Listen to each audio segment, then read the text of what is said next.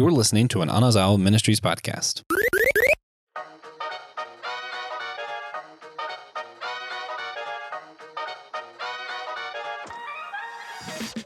How far is too far when it comes to fighting for peace?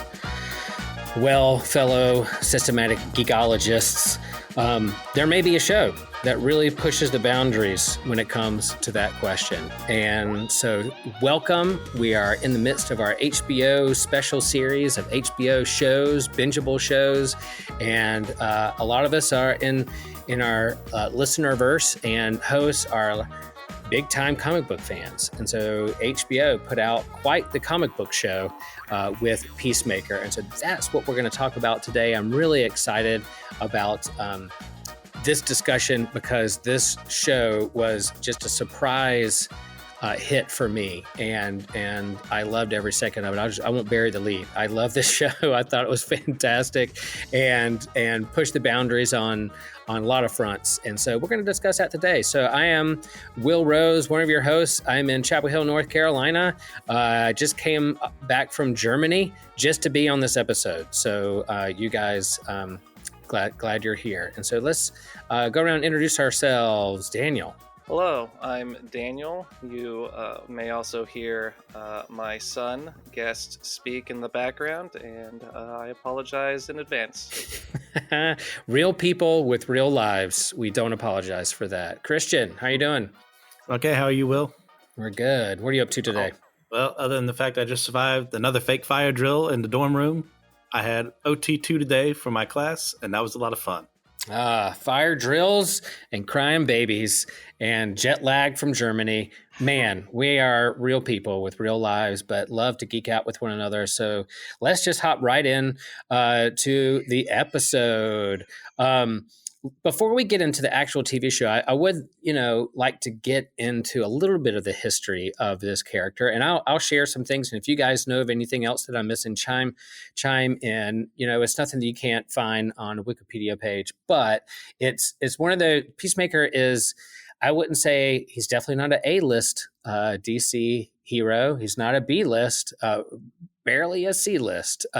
So the fact that James Gunn is pulling from these obscure characters like he did with Guardians of the Galaxy and putting them in the forefront and making them popular and writing them in a cool way, I think is pretty impressive. So Peacemaker actually made his debut in this comic book called the Charlton Comics, Charlton Comics, and it was way back in the 1960s, and so it was like a backup story. And then in the 1980s, DC acquired this comic book company and then relaunched like a 4 limited issued comic book in 1988. And so he was a part of this kind of Fightin' Five. Number 40 is, if you're looking for the first appearance, out there on eBay or in your local comic book store back issue. So Fightin' Five, number 40, 1966 is his first appearance, kind of a backup story in the back of that. And then DC acquired this character in the 80s and used him around. He appeared in Vigilante, which is a big part of this TV show, had a good long run at DC in terms of his own comics. Peacemaker shows up in that. And then, he is like one of those characters that, like we said, a C-list character, maybe forgettable. Not, is he trying to be like the Punisher or other kind of tropes like that? Anti-hero, sure. But they decided to bring him in this bunch of misfits called the Suicide Squad in 2021. So he was a big part. John Cena was a big part of this movie and a big part of the plot. And in that movie, he kind of reveals like what he's all about. His main quote, when he's talking to Rick Flag about who he is and what he represents, he says, "I cherish peace with all my heart, and I don't care how many men, women, or children I have to kill to get it." So there you go. That sums up his mission statement as a hero. And I really like that second Suicide Squad, the James Gunn movie. It had some Guardians of the Galaxy vibes in terms of obscure characters, funny moments, comedy, incredible soundtrack. I'm definitely in the same I vibe hard with James Gunn's playlist. Like that dude could put together a soundtrack like nobody's business. And a part of that film, Peacemaker, has some, like all the Suicide Squad folks, have questionable actions, and he's left at the end. You think he's dead at the end of this movie, does some horrible things, but then you discover when they announced after that movie they're doing a Peacemaker show, people were like, "What? I thought he died or something happened. Like I thought he was taken off the table." And then the opening to the TV show is him in the hospital and waking up, and he actually survived. So that's kind of the little backstory of Peacemaker and where he appears out there in comics and movies and TV shows. Guys, am I forgetting anything when it comes to that? Yeah, you mentioned he was from Charlton Comics, and when DC acquired them, they wanted to do something with them. And Alan Moore was actually, when it was writing for Watchmen, was going to use those Charlton characters, but they said, no, we just bought these. We don't want you to do what you're going to do in Watchmen with them. So Peacemaker is who he based the comedian off of. Oh, nice. That's a good pull. Yep, 100%. Yeah, so here's this TV show. Man, it is HBO Max. It is not a rated G or PG or PG-13. This is not a TV show for innocent and young ears.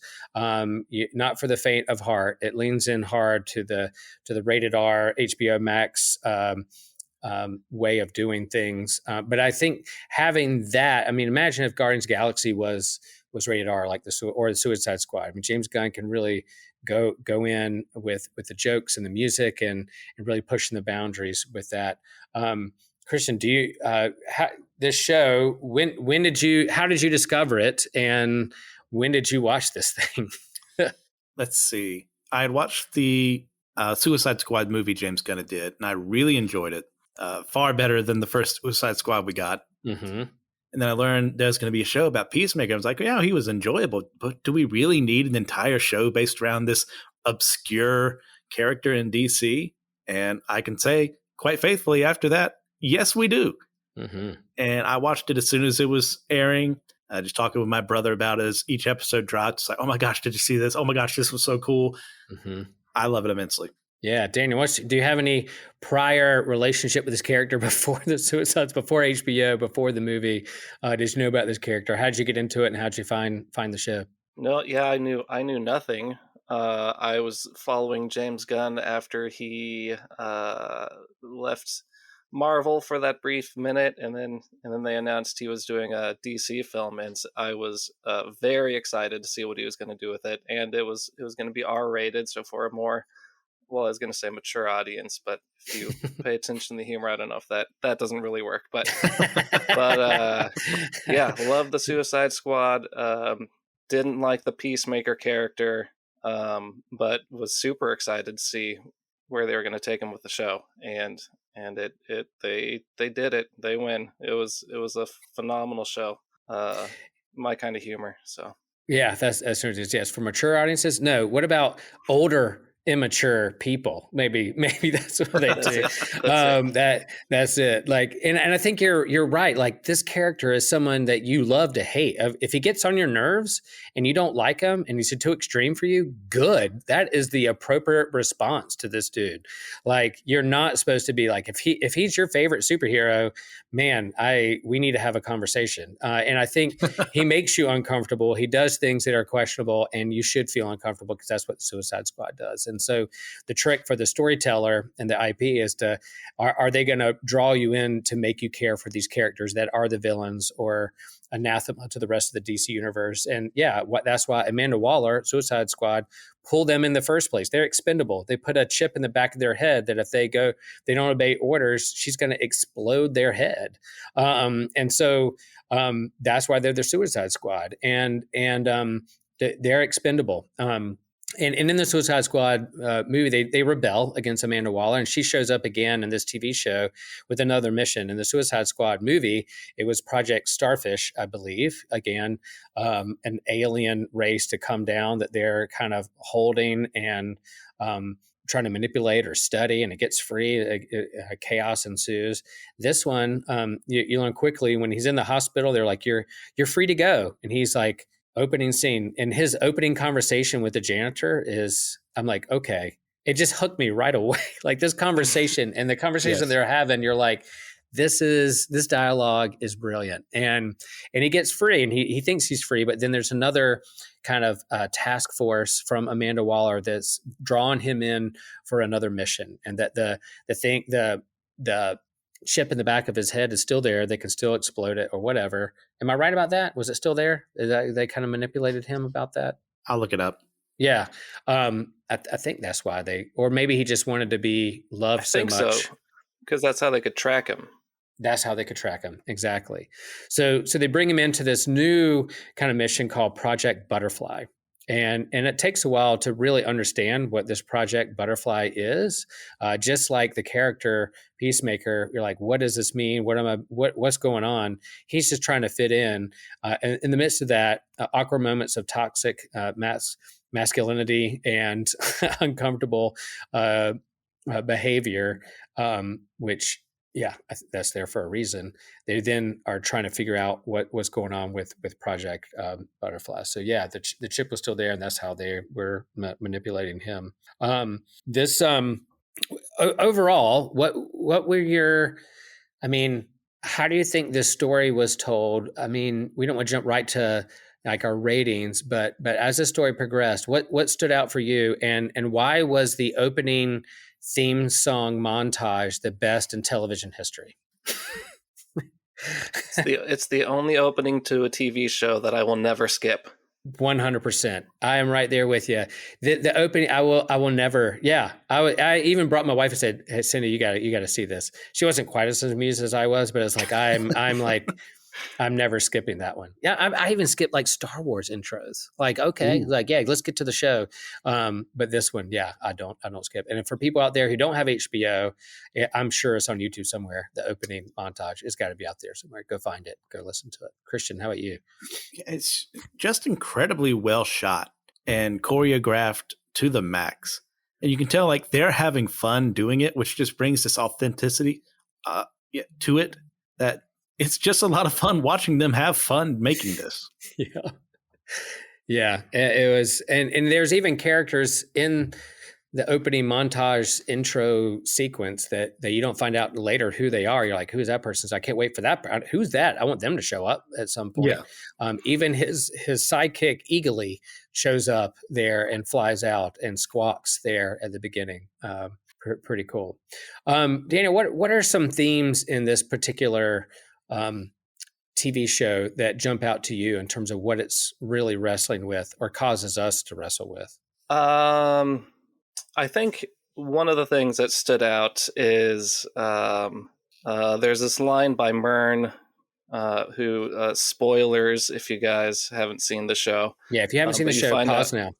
Yep. You find out he's a butterfly, but he talks about remembering all of this guy's memories.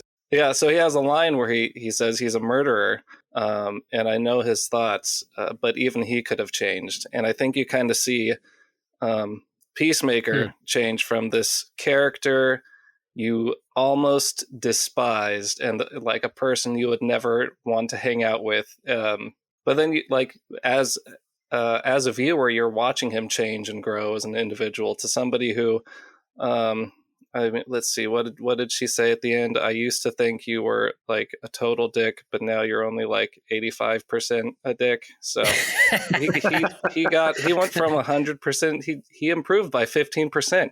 Yeah, but I think it's could do that.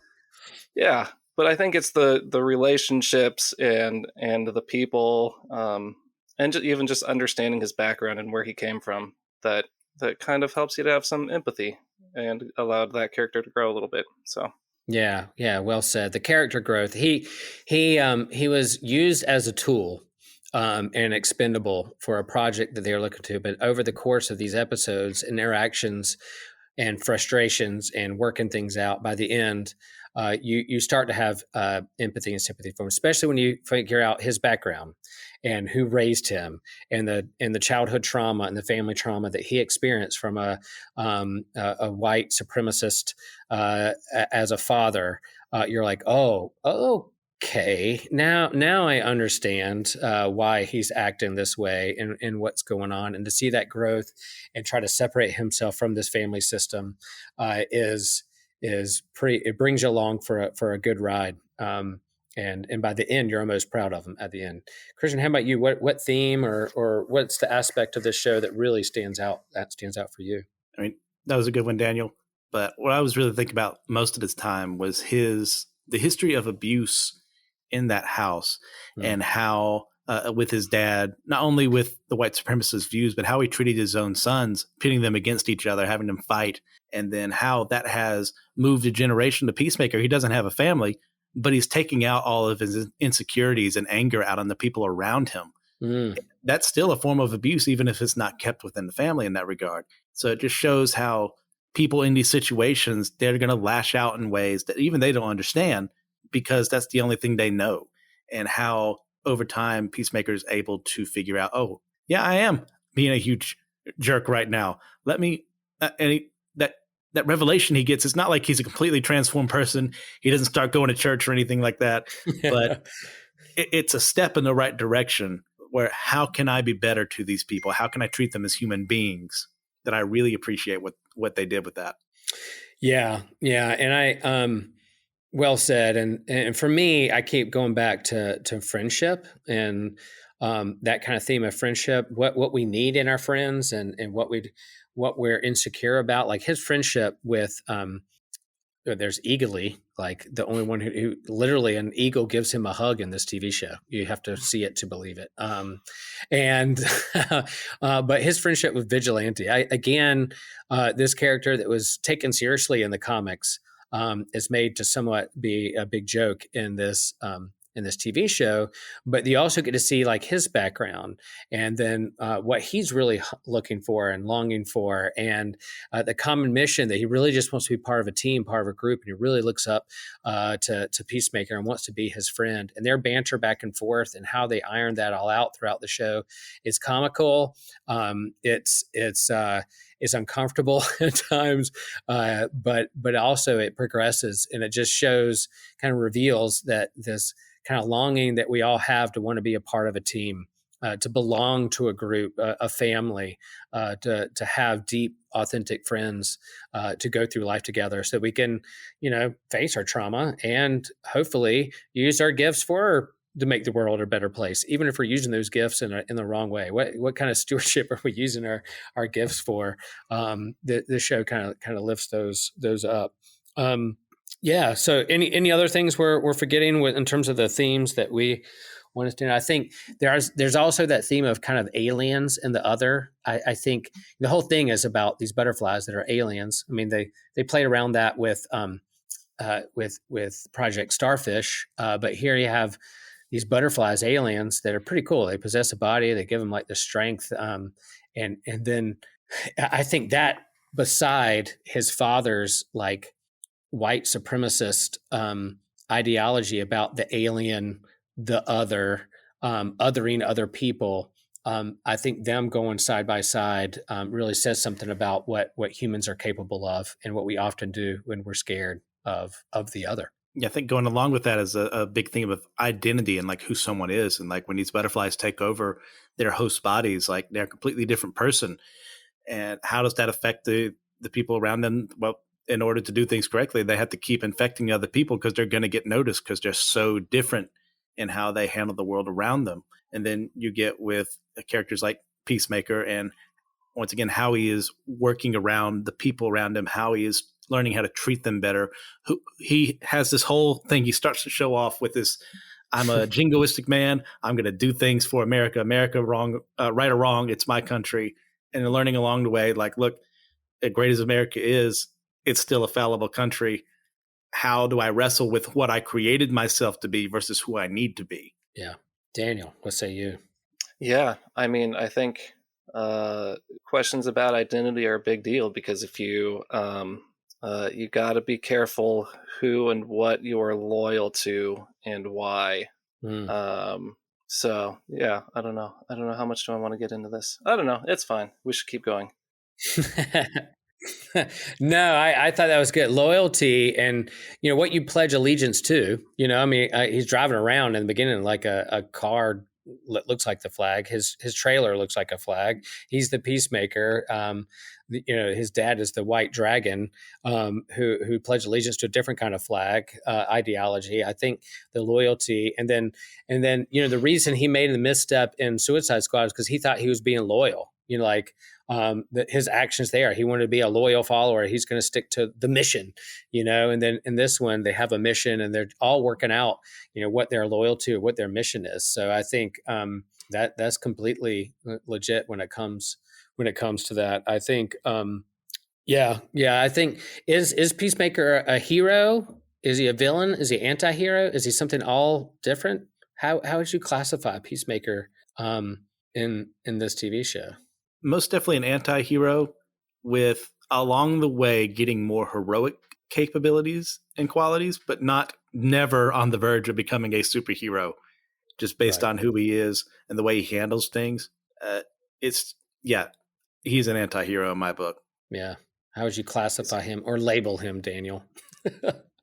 Oh, I mean, in this show, I'd say he's going through an identity crisis. He doesn't know. He's very confused about who he is and what he wants and what he valued or used to value. We're gonna have to go anti-hero. He saves the day. He saves the day in the end, but he has some trouble getting there. That's exactly right. I mean, again, it's like, how would you classify Will Rose, like 30 years ago, 20 years ago, 10 years ago, and now? Like, hopefully there's a character arc, there. And then, how would you classify him in Suicide Squad, and then episode 1, and then the final episode that leads it open-ended? There is rumors that James Gunn insists there's going to be a season 2, but there hasn't been any like updates or pre-production. It's kind of hanging out there. I think they're trying to figure out the direction of the DCU.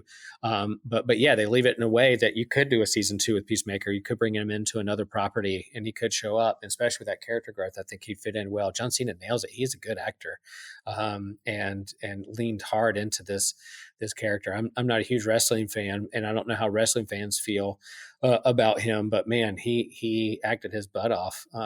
He acted his clothes off. I mean, he loves being just in his underwear and showing like his complete body in this TV show.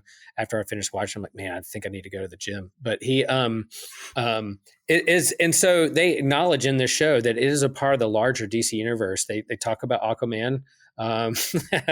The Justice League, are referenced, and you might see some backup, some heads in this.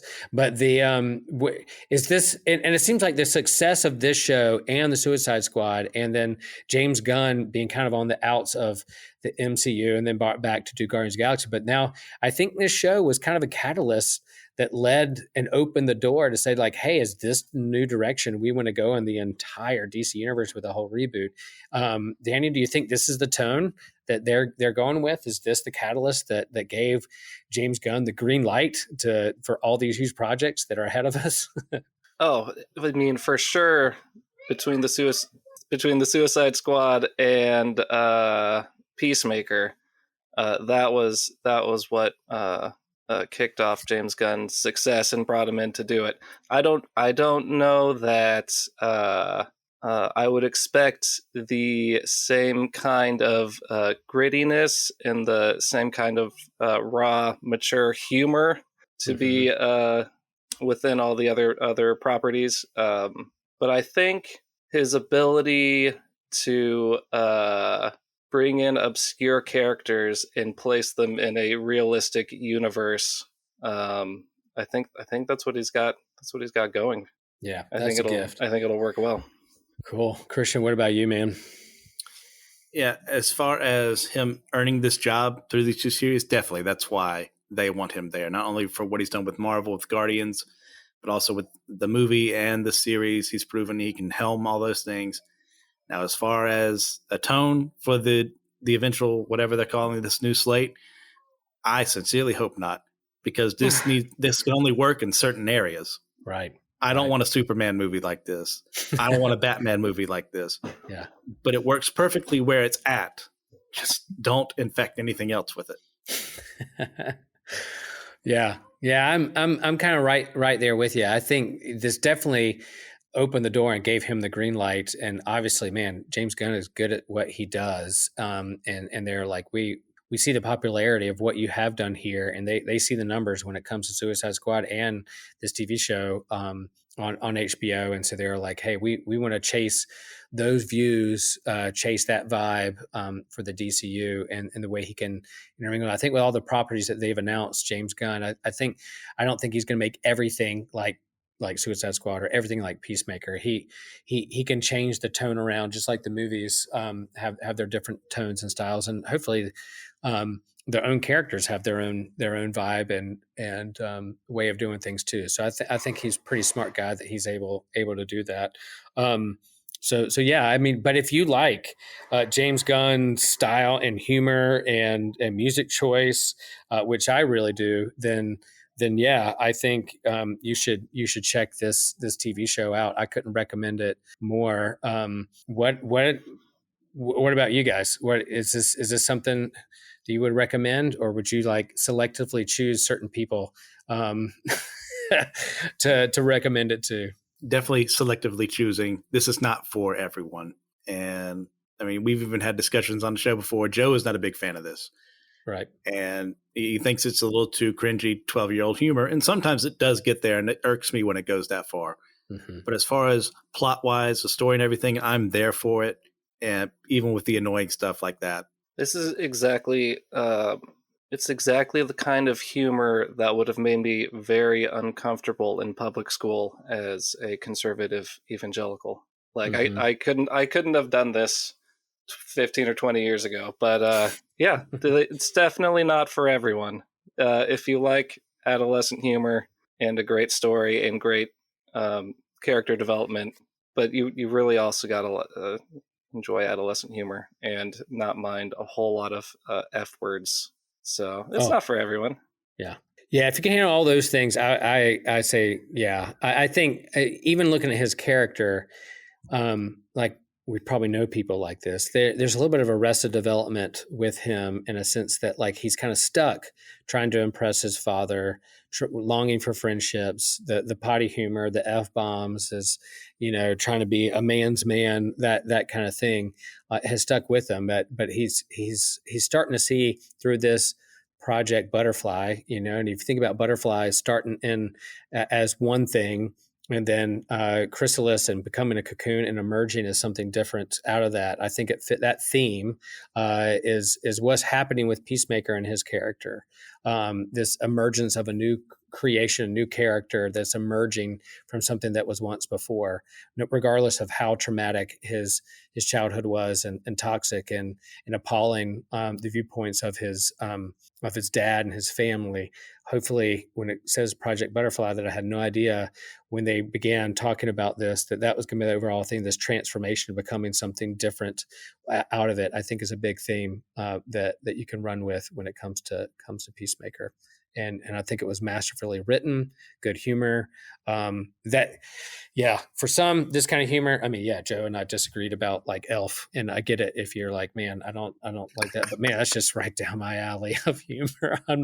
I've been getting in trouble for laughing about that stuff since first grade, and I still do today. So as a 50-year-old, so that's kind of the struggle is real, folks. The struggle is real. Yeah, so go check it out. Let us know what you think. For those of you who have seen this show, if we're missing any things, if there's characters that you really liked, I mean, Judo Man, come on. I mean, that guy, that was excellent. If there are aspects to the show that you want to lift up, let us know on social media, on our website. Hunt us down and let us know what you think. All right, let's wrap this thing up. As we're going through these series, been asking questions about kind of our TV habits. We talked about movies and drive-ins. We talked about what snacks, our go-to snacks in the theater, and then we have all our in-home theater. There's so much streaming, so many TV shows. Daniel, what is your binging habit when you really discover a show you really, really like, whether it's put out weekly or is all drops at once? What are some of your binging habits? What do you do? When do you do it? What do you eat while you watch? Like, what are some of your binging habits you don't mind sharing with our thousands of listeners out there? Yeah. Well, I have 3 kids, so my binging habits happen after bedtime. Mm-hmm. And that's when I, depending on the show, if I have access to the whole show, I will watch until I am falling asleep on the couch, which is really frustrating when I actually do fall asleep on the couch, because then I have to go back the next day and try to remember where I left off.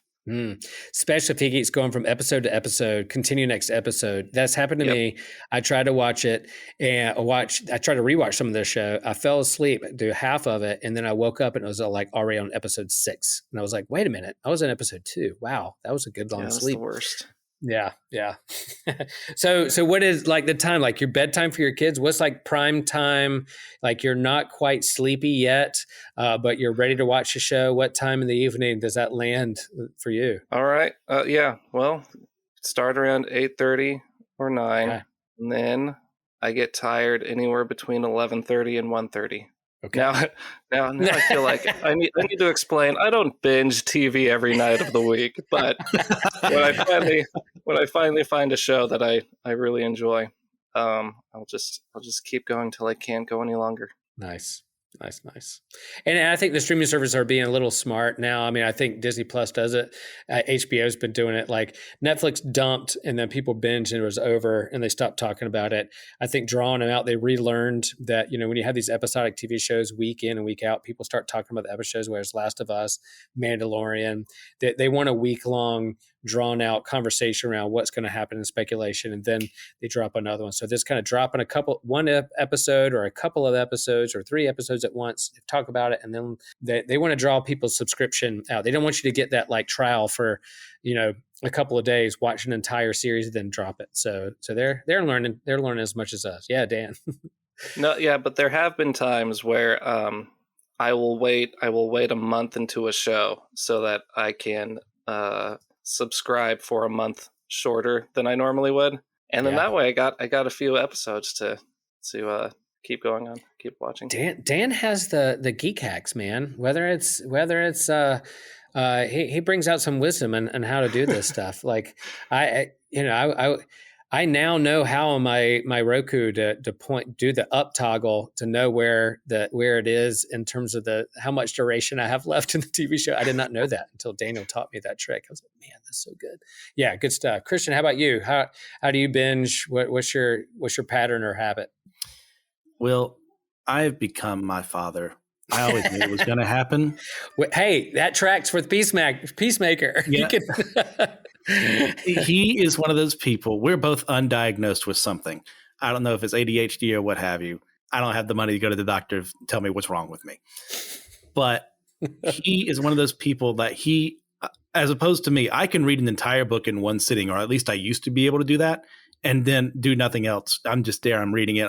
I used to be able to just watch something, but he has to do these things like 15-minute increments, or he'll watch one show and then he'll watch a different show. And I've been plagued with that for the past couple of months. It's not even funny. Wow. Like I've been binging through the Twilight Zone right now to rewatch it all. I could watch 3 episodes at a time, then I have to go watch something else. I have to watch a different anime or a different Western animated cartoon or something like that. It's not fair. I used to be able to just keep going. And now I always knew it was going to happen, but I become my father. The first step is always recognizing that we have. I think that's true. Like I definitely, now that I'm falling asleep in front of like TV shows, my wife going like, "Will, are you up?" I'm like, "Dude, have I become Bill Rose? Like falling asleep in the chair during a TV show?" And my mom yelling at my dad to wake up to keep watching. But yeah, I'm with you. It depends on the show and what's going on. For me, I have my Star Wars habit of like Mandalorian drops, and I wake up first thing in the morning, have my coffee and watch because I want to be on point and watch it so I can be on the internet the rest of the day. But if it's a show that's been out a long time that has a lot of episodes, I'll try to binge it and do a couple episodes a night until I get sleepy and do those things. So yeah, now my kids are out of the house. They're in college. I'm seeing our empty nesters. We have a little bit more time in the evening. Now I have the dynamic of like, what do we want to watch together? And then when I'm like, Cindy, I release you to whatever else you need to do so that I can watch things you don't want to watch and vice versa. So yeah, it depends on the show, but yeah, it's interesting. I mean, the dynamic of streaming and binging shows and then going back, it does fascinate me that it's going back to these like, one episode a week drops to draw people in and then you have all these streaming services and then they're going to bundle it together and like, we're just back to cable again and we're back to weekly TV shows. We're right back in the 80s again, y'all, you know? I mean, yeah. Except I can watch it on my phone. So that's a little different. If you would have told me 12-year-old Will that one day I'd be watching Star Wars on my phone on a plane on the way back from Europe, I'd have been like, you're crazy. But it happened. It happened. Awesome, y'all. This was super fun. Y'all, I wouldn't recommend murdering people for peace, but I do think it's a good conversation to have about, what makes peace in the world. Our world longs for peace, and we're all called to be peacemakers. There's even a beatitude in the Gospel of Matthew. It says, "Blessed are the peacemakers." And so yeah, I encourage you to be that and discern that and do that in community. And we're here for you to help you think through those things as well. And as we wrap up and close out this episode on Peacemaker, there's only one way to say goodbye, and that's peace out, y'all. This was an Anazao Ministries podcast. If you enjoyed this show and would like to learn more about our network, be sure to check out the Anazao Ministries Podcast Network.